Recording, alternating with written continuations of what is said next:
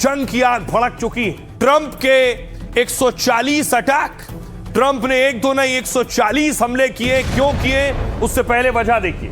दरअसल भारतीयों से भरा हुआ यह जहाज था, इसमें भारतीय मौजूद थे, इस पर ईरान ने अटैक किया है।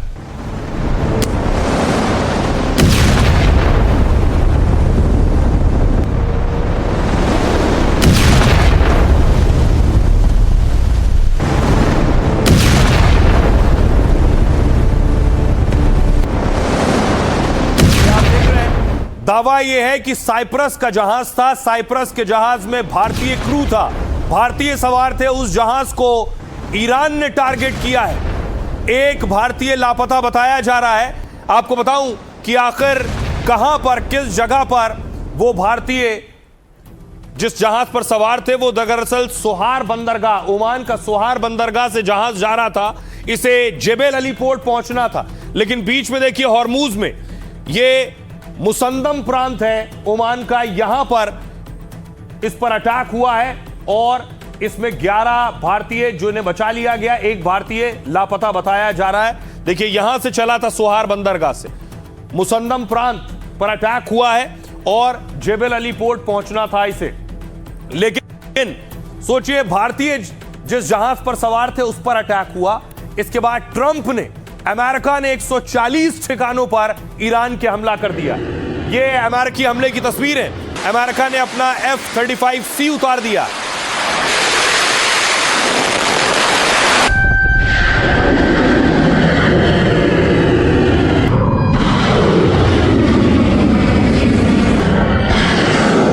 ये तस्वीरें आप देख रहे हैं F-35C, F-18 और टोमाहॉक मिसाइल से अमेरिका ने ईरान के 140 हमले किए ईरान पर।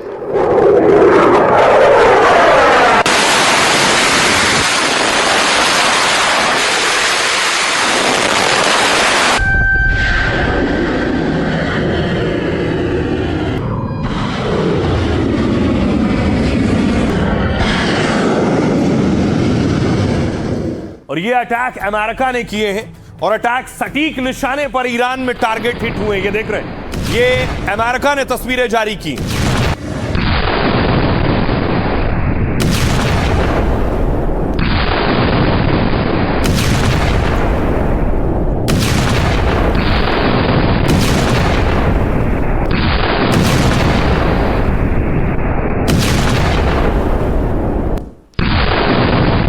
अब देखिए जरा, अमेरिका ने 140 अटैक किए ईरान पर। बड़ी बात यह है कि भारतीयों पर हमला हुआ था।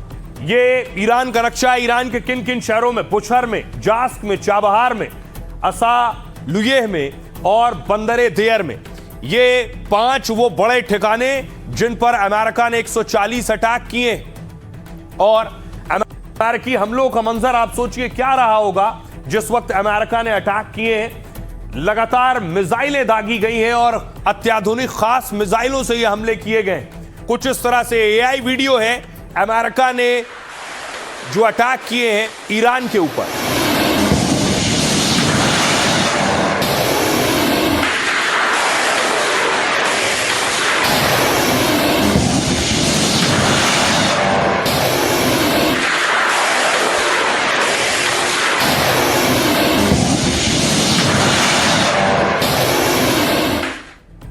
अब आइए आपको बताऊं कि आखिर अमेरिका ने ईरान पर हमला क्यों किया और ईरान ने भारतीय जिस जहाज पर थे उस पर अटैक क्यों किया।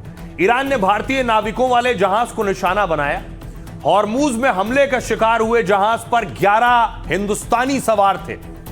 जिस जहाज पर हमला हुआ उसका नाम GFS गैलेक्सी है। यह साइप्रस के झंडे के तहत चलने वाला व्यापारिक जहाज है, यानी माल की ढुलाई होती है इस पर, जो कंटेनरों में पैक सामान लाने और ले जाने का काम करता है। GFS गैलेक्सी जहाज में 11 भारतीय क्रू मेंबर सवार थे। जहाज ने ओमान के सोहार बंदरगाह से अपनी यात्रा शुरू की और इसे करीब 500 किलोमीटर दूर UAE के जेबेल अली पोर्ट जाना था। लेकिन जब यह व्यापारिक जहाज हॉर्मूज को पार कर रहा था उसी वक्त ईरान ने GFS गैलेक्सी जहाज पर बड़ा हमला कर दिया। अमेरिका ने कहा व्यापारिक जहाज को IRGC ने टारगेट किया, यानी खमनेई की सेना ने, जिससे जहाज में आग लगी और इंजन को भारी नुकसान पहुंचा। हमले के बाद 11 में से 10 भारतीयों को बचा लिया गया, लेकिन एक भारतीय अभी लापता है, जिसका रेस्क्यू किया जा रहा है, ढूंढा जा रहा है। हमले के बाद भारतीय विदेश मंत्रालय ने बयान जारी कर कहा है, हम ओमान सरकार संग सर्च ऑपरेशन पर नजर रखे हुए हैं। भारत ने कहा हॉर्मूज में नागरिक जहाजों पर हमले रोके जाएं, तनाव कम करने और शांति बहाल करने की अपील की गई। ईरान का कहना है कि जहाज तय रूट को छोड़कर जा रहा था, इसलिए हॉर्मूज में उस जहाज पर हमें कार्रवाई करनी पड़ी, वो ये दावा कर रहे हैं। आइए अब आपको सुनवाता हूं, सुनिए जरा क्या कुछ कह रहे हैं एक्सपर्ट्स इस अटैक पर। जहाज पे अभी अटैक किया गया, उसमें भारतीय जो नागरिक हैं उनमें से एक की अभी भी लापता हैं और 10 को बचा लिया गया है, ओमान की सहायता से बचाया गया है। और ये काफी गंभीर एक हम मान सकते हैं कि ये इंसिडेंट है, जिससे कि काफी नुकसान कहा जा सकता है कि हो सकता है।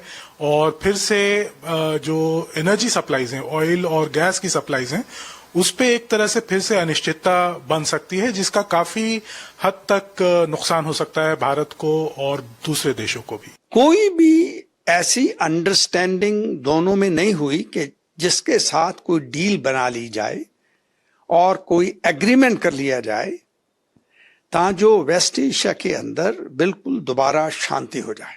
एक्सपायरी ऑफ मेमोरेंडम की टर्म के मुताबिक जो अमेरिका था उसने दोबारा जो एयर स्ट्राइक्स थी ईरान के ऊपर रीलॉन्च कर दी। तो ये मैं समझता हूं कि उन्होंने विदिन जो अंडरस्टैंडिंग थी उसके मुताबिक की है। और ये भी देखने को आया है कि उनकी जो अभी पॉलिसी कुछ दिनों में, आने वाले दिनों में मुझे नजर आ रही है, वो ये है कि it will be tit for tat. अगर वो कहीं पे कोई अपना ड्रोन छोड़ते हैं इरानियंस, जहां कहीं भी अपनी मिसाइल मारते हैं, तो अमेरिका दोबारा उनके ऊपर मिलिट्री स्ट्राइक्स करेगा। अब बड़ी बात यह है कि अमेरिका ने 140 अटैक किए तो ईरान भी शांति से नहीं बैठा। जैसे ईरान ताक में हो कि अमेरिका कोई भी हमला करेगा हम बड़ा पलटवार करेंगे, और वही हुआ। मिसाइल दागनी शुरू की। ईरान ने जो अरब मुल्कों में अमरीकी ठिकाने उस पर हमला करना शुरू किया।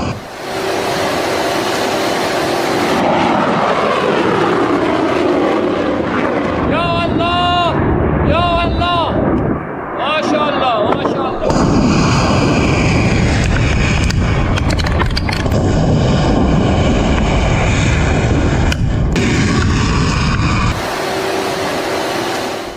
खमनेई की तस्वीर लगाकर मिसाइल दागी और देखिए मिसाइल जाकर गिरी है बहरीन में। जो ईरान ने मिसाइल दागी वो बहरीन में जाकर गिरी।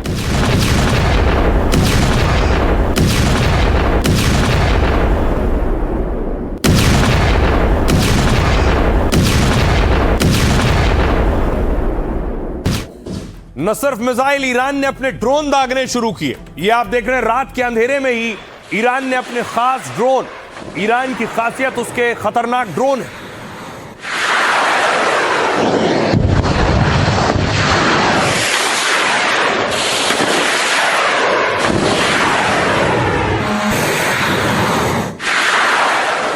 और ईरान के ड्रोन भी अमेरिका के ठिकाने जो अरब मुल्कों में, कुवैत में, देखिए ये आप देख रहे हैं कंट्रोल रूम की तस्वीर जहां सीसीटीवी लगे हुए हैं। धमाके आपको दिखाई देंगे, आसमान में आपको साफ रोशनी दिखाई देगी कि अटैक हो रहे हैं, मिसाइल और ड्रोन गिर रहे हैं।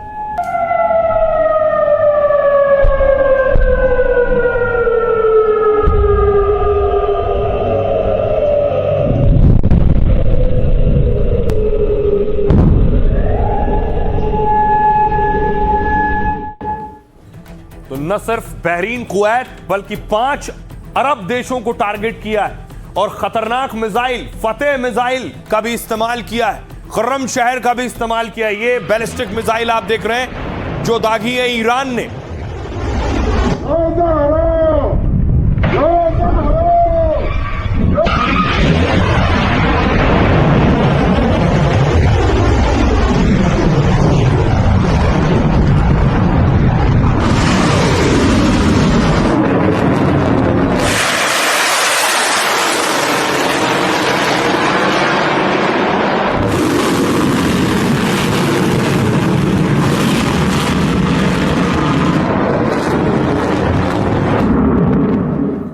बैलिस्टिक मिसाइल, यानी रात में भी अटैक कर रहा था ईरान और दिन में भी अटैक कर रहा था। दिन में भी ड्रोन हमले किए, ये आप देख रहे हैं ड्रोन दागे। ये सारे ड्रोन कोई बहरीन में, यूएई में भी गिरने का दावा किया गया।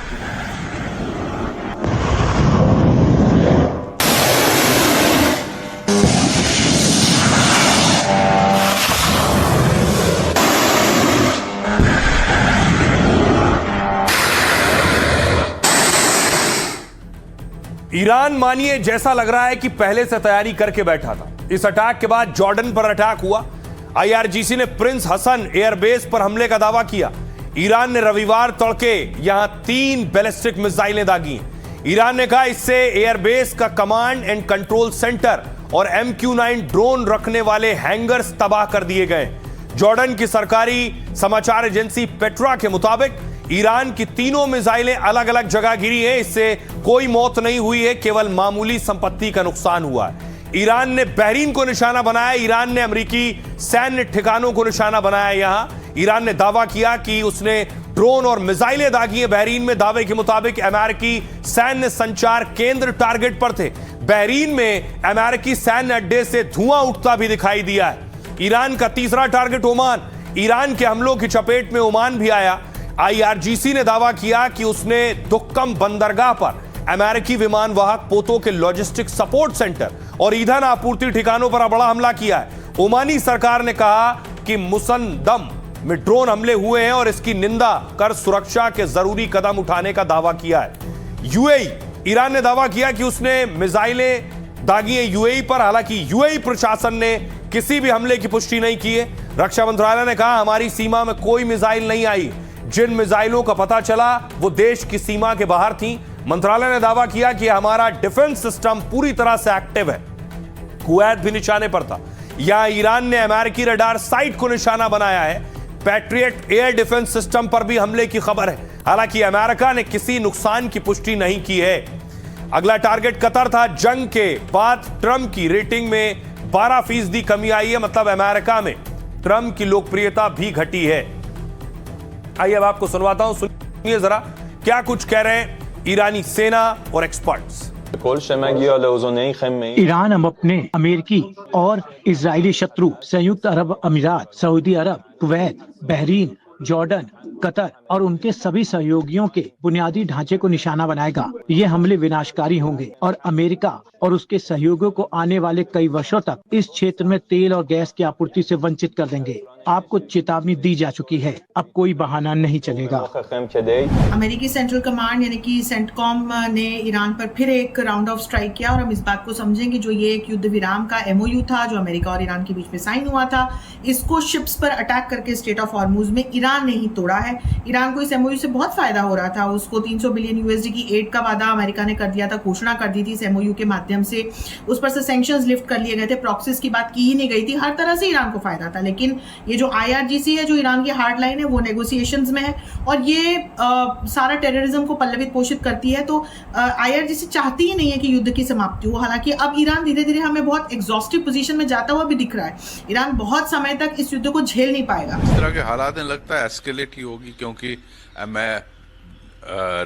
ईरान ने अश्योर किया था कि 60 दिन तक एग्रीमेंट, जिस दिन MOU साइन हुआ उसके 60 दिन तक स्टेट ऑफ हार्मुज खुली है। लेकिन इनके IRGC ने 3 टैंकरों पर हमला किया।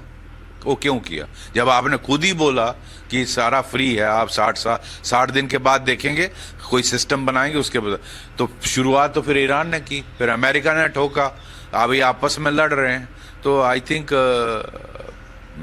मुझे लगता है ऐसे हालात में बिगड़ेगी सिचुएशन, बेहतर तो नहीं होती दिखती।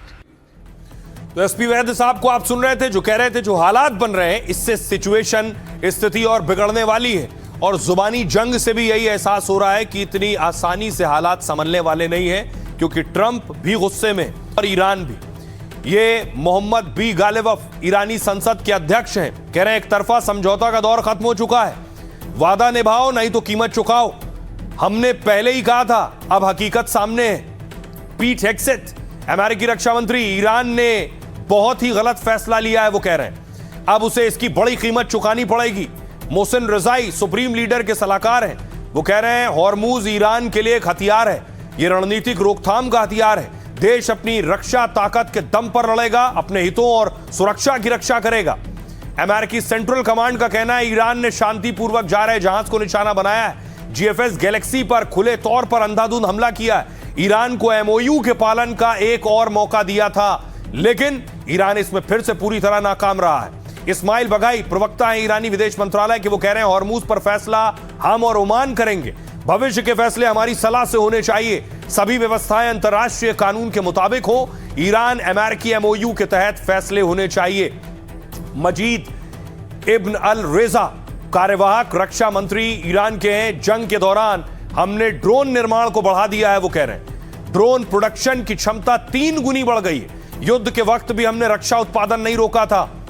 एहसान कह रहे हैं, डिप्टी गवर्नर हैं बुशर प्रांत के, कि अमेरिकी हमलों में नुकसान की खबर नहीं है, न कोई मारा गया है न कोई घायल हुआ है।